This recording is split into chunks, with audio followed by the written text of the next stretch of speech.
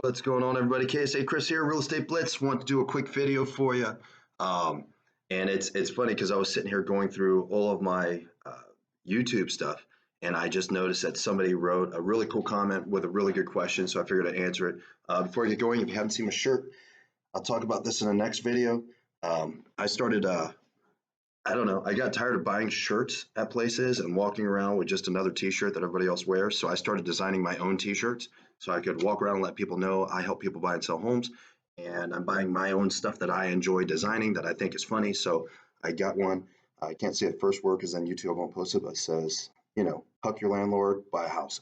But yeah, I wear it to the gym. I had somebody come up and talk to me today, said it was funny, and they're thinking about buying a house. So it works. Anyways, okay, different setup. So got a question from Anthony. Anthony's been following me for a while, talking about trying to get his license in Texas, Florida, moving out there.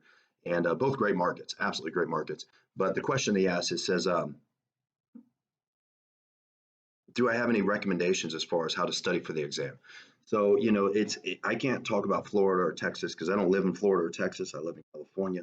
What I can tell you is that there are certain things that are just universal across the board when it comes to real estate in general.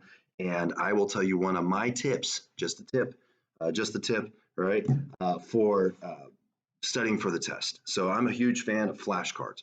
I know it sounds goofy, it's old school, but it freaking works, right? So as you're doing your exam prep, there's going to be exam prep on almost any, whatever course you take for any state there's going to be in. I actually write down all of those questions. A lot of people will sit there and just like brain dump out of the test. And they keep taking the test over and over and over and over and over. But the challenge with that is that it's not going to get mixed up and it's not always consistent. And you can't sit there and really dig into it because you're waiting until you complete that exam to go back and see what you got wrong, as opposed to the immediate reinforcing the truth of what it's supposed to be. So I create flashcards, however many it is. It could be 100, 300, 500, doesn't matter. But what I'm going to start doing is I'm going to start reading the question. I'm going to sit there and say, do I know it or don't know it? I don't know it. I'm going to flip it over. I'm going to read the answer. I'm going to put it into the I don't know pile. Okay. I'm going to read another one. Say, I know that. I know it. I'm going to say what the answer is. I'm going to flip it over, confirm that's the answer. I put it into the I know pile. The goal is as I start ramping through these over, 2, 3, 4, 5 times a day, that I don't know pile becomes all I know pile. You want to get it to where you can look at the question, you go, I know what that is, flip it. I know what that is, flip it. But you're getting the immediate answer as opposed to taking a whole test. You're brain dumping throughout a test and then going back and trying to remember what the questions were. What that does is it starts prepping your brain to say, when you look at something, I know what it is.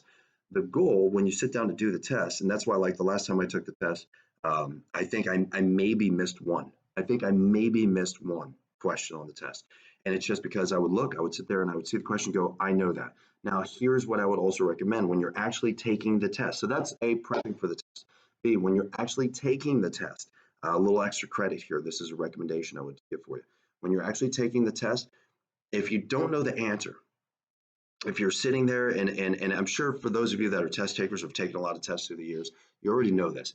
But if you're going through it and I'm like, man, I think I know this is what it is because I just read the question. I looked at A, B, C, D, F. I'm not really sure. You know what? I'm going to go past it because the odds are good that question is going to get answered in a different question later in the test. I take a note because they give you a little thing where you can take a note of which questions you didn't answer. And I put a note, okay, I didn't answer question 7. So I don't get lost in it, right? I sit there and go, I know that one. I know that one.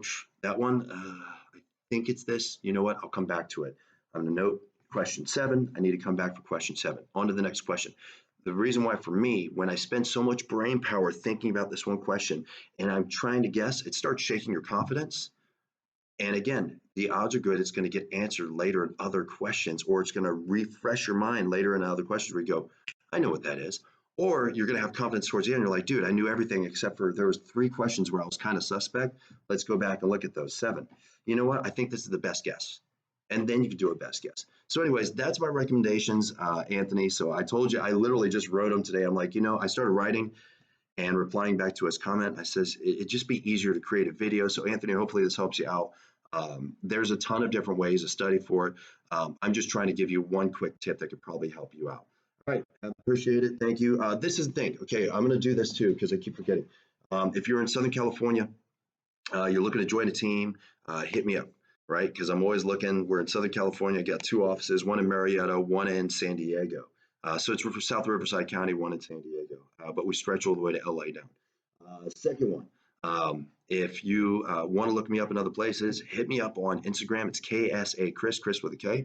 Definitely would love to see you on there. And I think the Real Estate Blitz is also on Facebook, so you can look up Real Estate Blitz on Facebook. And then I'm going to start putting in here. So as I come up on close, so like this shirt design comes in a lot of different colors. I'm going to post this up. So if you want to start wearing a shirt too, or just stuff that's basically catches people's interest, I want to start buying, I want to start creating and buying my own clothes. So I want to create my own stuff that's real estate based, that's not boring, like I heard real estate. Or I sell houses, really something that's cool, that's funny, that's entertaining and engaging. So check it out. I'm going to have that link up on YouTube as well. So if you want to pick up one of my shirts, you're welcome to it.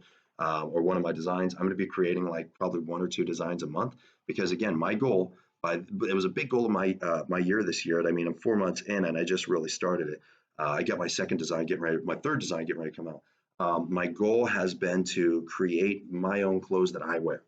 I don't want to buy just another T-shirt at frickin' Target. I want to buy my own T-shirt that deals with real estate. And I figured in the process, other people may like it too. So check it out. And yeah, I guess that's it. So appreciate y'all. Have a good one. Talk to you later.